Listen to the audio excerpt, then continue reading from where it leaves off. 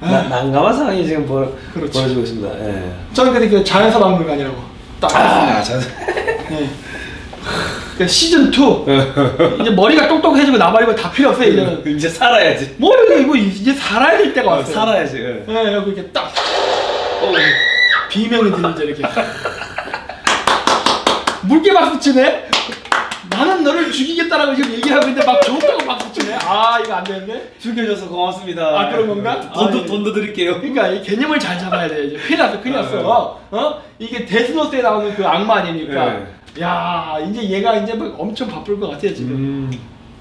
그래갖고 이제 사례 1. 그러니까 저는 항상 이야기하는 게 저는 상상을 하는 걸 되게 싫어합니다. 항상 과거의 일을 봐야 미래를 알 수 있어요. 그럼 과연 우리가 어떤 일이 발생했을 때 자연사를 하거나 사고를 당하는 사람들이 증가했나만 보면 돼요. 어떤 통계. 사례 1이 오스트리아 헝가리 황태자 부부 암살 사건이 있었습니다. 이게 1차 세계대전의 계기가 되죠. 그래서 우리가 배우는 국정교과서 어렸을 때는 이게 황태자 부부 암살 때문에 사라예보 사건이라고 그러거든요. 그러면서 2차 세계 났다 한데 죽인 게 사건의 발단이 아니라 왜 죽였냐가 중요한 거예요. 죽인 게 아니죠. 왜 사고를 당했는가. 과거 식민지의 가장 최첨단에 있던 나라가 대영제국이죠. 그죠, 대영제국이 어떻게 세계를 지배했냐면 해상 지배력, 즉 모든 무역 항로를 다 장악하고 있었어요. 그죠, 지금도 상당히 장악하고 있죠. 지브롤터 해협이라든가 이런데 아직도 그 영국의 영향력이 있죠. 해상보험은 100% 그 영국입니다. 그렇죠. 지금 미국이 슈퍼파워하지만 아직도 영국의 영향력은 굉장히 강합니다. 일단 국제금융 이런 거 있어요. 그것도 아직도 영국이고 국제해사기구 본부는 또 런던에 있고 하여튼 뭐 다 영국입니다. 아직까지 영국이고. 그리고 이제 원자재의 지배. 그러니까 식민지 국가 얘기하는 거예요. 석유 나는 나라, 뭐 펄프 나는 나라 이런 나라들을 식민지로 장악하고서 거기서 아주 값싸게 원자재를 구입하죠. 그래서 그 식민지 그 필요한 자원이 생산되는 지역을 장악했고 그걸 가지고 오는 해상 루트도 장악하고 왔다 갔다 하는 돈 거래가 필요하죠. 그 금융을 장악하고 다 장악한 거죠. 보험 장악하고. 이렇게 해서 이거를 가지고서 미국이란다. 영국이 굉장히 오랫동안 한 200년 정도 잘 해먹었죠. 그랬는데 여기에 도전한 나라가 바로 독일이었습니다. 독일 제국의 탄생 1871년. 그래서 보시면 1866년에 프로이센과의 전쟁, 프로이센 오스트리아 전쟁, 그 다음에 프로이센 프랑스 전쟁을 통해 가지고 그 이제 독일 제국이 탄생하고 이제 강력한 독일로 성장하게 됐습니다. 이 프로이센 프랑스 전쟁에서 뭐 프랑크푸르트 전 나오는데 이게 뭐냐면 그 혹시 그 마지막 수업이라는 알퐁스도의 별의 배경이 되는 전쟁입니다. 지구서 알사스 로렌 지방을 독일한테 뺏기죠. 이때. 그래서 이게 딱 보면 약간 이렇게 옆으로 서보세요. 닮았어. 닮았어. 아니 저는 뭐 자연사 안 합니다. 저는 뭐 미국 사랑해요. 이 사람은 자연사 사람 아니에요. 비스마르크. 철혈 정책을 외쳤던 사람이에요. 아유 독한 사람이에요. 이 사람 때 독일이 엄청나게 강력해지고 성장합니다. 그리고 일본 메이지 유신의 성공에는 비스마르크가 있어요. 당시에 일본의 많은 그 지도자층이죠. 지도자층들이 유럽을 배우기 위해서 영국도 가고 프랑스도 가고 막 돌아요. 근데 이제 독일을 왔을 때 비스마르크가 일본 사람들 딱 얘기한 거예요. 니들 가보니까 어느 나라가 제일 좋니? 영국이요, 프랑스요. 막 그러니까 야, 니들은 식민지도 없는 나라고 후발주자고 개뿔도 없는 나라가 대영제국을 흉내낼 수 있겠냐? 너 식민지 있어? 없지. 너희들이 흉내를 내야 될 나라는 우리다. 왜? 우린 식민지도 없는 상태에서 과학기술만을 중점적으로 개발시켜서 대영제국을 위협할 정도로 성장한 나라다. 너희들의 모델은 어디 있겠냐? 해가지고 이 사람이 설득한 거에 그 왔던 그 일본의 그 엘리트층들이 감동을 받고서 모든 일본 제국의 근본 시스템을 독일 거를 다 베낍니다. 그런 사람이에요. 아 대단한 사람이에요. 대단해. 그랬는데 독일의 강점, 혁신적인 기술 개발. 지금도 뭐 아우토반, 뭐 벤츠, 사실 2차 세계대전 전까지만 2차 세계대전이 끝나기 전까지도 미국의 과학기술은 독일을 능가하지 못했어요. 그죠. 당시에 소련 사람들은 자기네들이 침략당한 거에 대한 보복을 하겠다고 베를린을 먼저 입상해서 막 베를린 여자들 강간하고 막 학살하고 일주일 동안 그 판을 칠 때 미국 애들은 베를린을 먼저 들어가지 못합니다. 왜 그랬을 것 같습니까? 왜 빨리 못 들어갔을까요? 베를린을. 소련군보다 늦게 들어가요. 일주일 정도 늦게. 왜죠? 얘네들 과학자 잡느라. 아. 얘네들 과학자 사냥했으니까 소련 애들은 예. 독일 여자 잡아서 강간하느라 여자 사냥하느라 정신없을 때 예. 미국 애들은 과학자 사냥하느라 정신없을 아. 때 나치의 과학자를 잡아라. 아. 인공위성 만든 사람. 예. 그 다음에 전파, 예. 미사일, 그 다음 제트엔진도 만들었어요 얘들. 예. 제트엔진 만들었어요. 얘들 UFO도 만들었던 애들. 라는 얘기가 있죠. 예. 뭐 그런 거 등등 뭐 나일론, 스타킹 이런 거 다 얘네들이 만들었거든요. 대단한데. 왜냐? 나일론 기술을 알아야 우주 항공 기술. 예, 그죠. 이거. 첨단 소재. 그래서 독일을 점령하고 제일 이익을 많이 본 나라는 사실 미국이에요. 예. 미국이 급속하게 과학 성장을 했던 이유는 바로 독일 과학자를 털어먹기 때문에. 아니 옛날에도 중세에도 이 갑옷 보지 않습니까? 기사들. 그러면 영국은 그냥 양철통 그냥 뒤집어 쓴 거고 프랑스는 딱 화려해요. 그런데 얘들은 딱 봐도 정교하고 기능적으로 뭐가 많아. 그러니까. 옛날부터 그랬어요. 미국이 다 훔쳐왔어요. 그래서 오늘날 F-22군 뭐 나발이고 결국 다 독일 기술이 기반이 됩니다. 그리고 근대적인 무력 감각을 해본한데 군대도 좋았어요. 사실 잠수함을 최초로 만든 나라가 독일입니다. 유보트. 그 정도로 과학적이 있어요. 근대 생산량, 농업 생산량의 증가. 이게 무슨 말인지 아십니까? 뭐? 농업 생산량이 증가해요. 왜 그랬을까요? 질소 비료. 우리에게는 비료를 최초로 만든 나라도 독일이에요. 이거 대단한 나라죠. 그리고 이제 독일 오스만 횡단철도 프로젝트가 있어요. 이런 것들이 바로 독일이 대형적으로 위협할 정도로 강력하게 성장하는 기반이 됩니다. 마치 중국이 과학기술이 성장하고 요즘 해군 함대 만든다고 깍치고 뭐 이제 농업 생산량 늘리고 지금 뭐 1대1로 한다고 프로젝트 하고 뭔가 교차하고 있죠. 똑같네요. 뭔가 싱크로가 막 되는 거예요. 막 잘 나간다고 했어요. 그랬는데 이런 잘 나간다고 했던 독일이 지지요. 대영 제국한테. 그때 미국은 아직 강대국이 아니었으니까 1차 세계대전 때까지 독일은 강대국이 아니었습니다. 미국은. 자, 그래서 이 프리츠 하버라는 사람이 바로 아까 얘기했던 질소 비료를 만들었던 사람이에요. 근데 이 사람이 그렇게 유명하지 않습니다. 왜냐하면 이 사람이 이게 참 희한해요. 이 사람 유태인이에요. 유태인인데 이 사람의 과학기술로 유태인들을 아우슈비츠에서 죽일 때도 이 사람의 기술이 독가스 기술이 들어가요. 뭐 어쨌든 그런 아이러니한 사람이지만 어쨌든 이 사람이 결국 독일 발전의 집단 그런 핵들이 나오죠. 나치의 집단 수행소에 죽임을 당했는데 친척이 이때 하버가 만든 독가스인 치클론이 사용됐다. 자기 친척을 죽이는데 자기가 개발한 독가스다. 이게 아이러니한 참 비운의 과학자예요. 또 유태인 과학자. 그런데 독일이 왜 패배냐예요. 1차 세계대전 때도 패배. 독일이 정말 강력했고 1차 세계대전 때 독일이 전쟁에 지지 않았습니다. 독일은 전진을 하다가 패해요. 그냥 2차 세계대전도 독일이 미국만 참전 안 했으면요 다 죽여버렸어요. 미군이 참전하는 바람에 적어버려요. 미군은 엄청난 생산량으로 인해 사실은 쇼미더머니가 치는 거 아닙니까? 그 저기 뭐 그렇죠. 스타크래프트 하면서. 그리고 멀리서 오다 보니까 폭격을 안 당하니까 안전하게 일방적인 공격만 가능했죠. 그러다 보니까 패배했단 말이에요. 근데 어쨌든 두 번의 세계대전을 혼자 독일이 일으킵니다. 전 세계를 상대로 맞짱을 뜬 거예요. 그러니까 그만큼 독일이 강했다는 거예요. 자, 왜 패했느냐? 뭐 기술이고 뭐고 다 필요 없습니다. 대영 제국이 갖고 있던 강력한 무기는 무엇이냐? 뭐 강력한 군사력이나 무기가 아니라 해상 지배력, 금융 지배력, 원자재의 지배력. 독일은 해상로가 확보되어 있지 않았어요. 그 전 세계 항구라는 이런 거 없었고 국제 금융을 지배하지 못했습니다. 영국 애들이 다 장악하고 있었어요. 그리고 식민지 확보가 제대로 안 돼. 있었어요. 나미비아, 저 아프리카 쪽에. 근데 거기까지 가려면 영국의 식민지를 거쳐가야 돼요. 그러니까 딱 하나 식민지가 있긴 있었지만 거기로부터 제대로 된 자원을 못 갖고 오죠. 이런 일들이 벌어진 거예요. 그래서 싸움에 이기고 결국 총알이 떨어져서 기름이 떨어져서 항복한 거예요. 독일은 절대 과학력이나 그 독일 군인들의 그 전투력 의지라든가 이런 것들이 딸려서 진 전쟁이 아닙니다. 그러니까 중국 애들도 이와 비슷한 운명을 가질 가능성이 매우 높아요.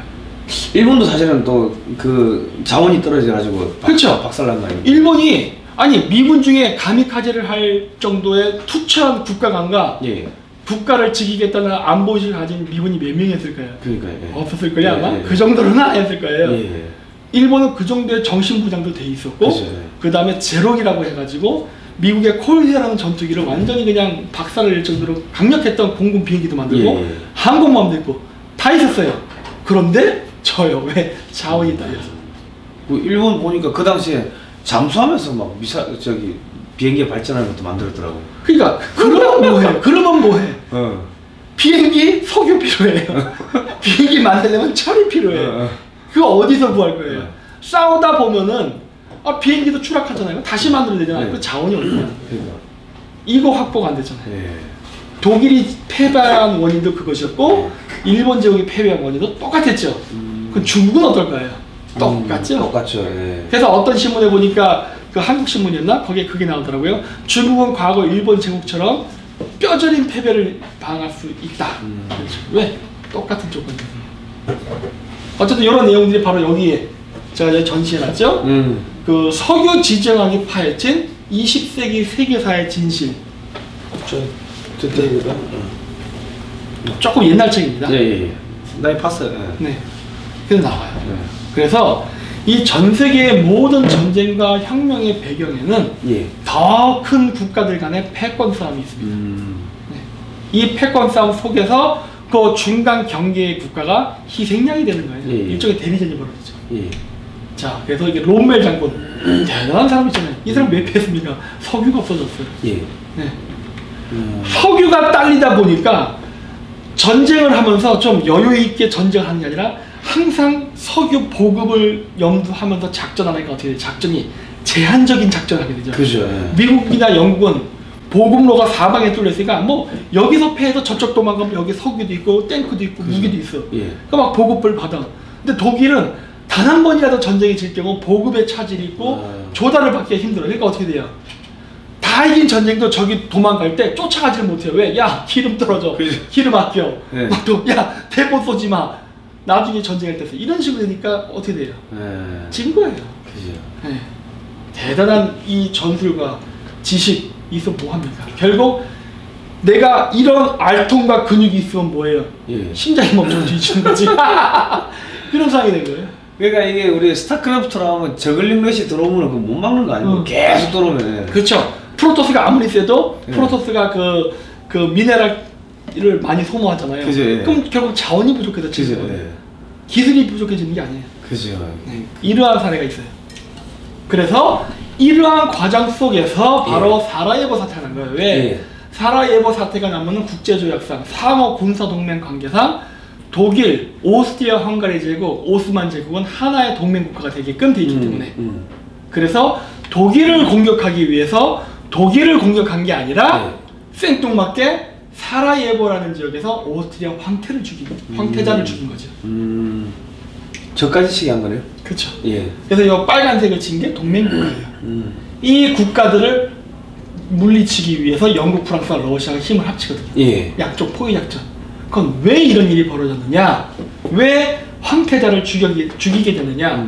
바로 검정색을 칠한 데가 바로 유전지대입니다. 석유가 발견되고 지금도 석유가 나죠. 원래는요 바쿠에서만 유전이 있었어요. 그래서 옛날 때 한때는 아제르바이잔의 바쿠가 세계 석유 생산의 80%를 차지했습니다. 그래서 옛날 때는 제정 러시아가 일종의 사우디아라비아 같은 국가였어요. 그랬는데 이거 제정 러시아잖아요. 러시아가 석유를 캐서 근대 무기를 만들 수 있는 디젤 엔진을 기반으로 한 무기를 개발하니까 영국이나 프랑스가 경계를 했죠. 그러니까 적이에요. 적인데 어머나 여기서 유전이 개발됐네. 그런 거. 이라크의 모술 지역입니다. 모술. 지금 그 아이시스가 그 장악했습니다. 그렇죠. 이 지역에서 바크 유전에 아니면 바크 유전보다 더 큰 유전이 발견된 거예요.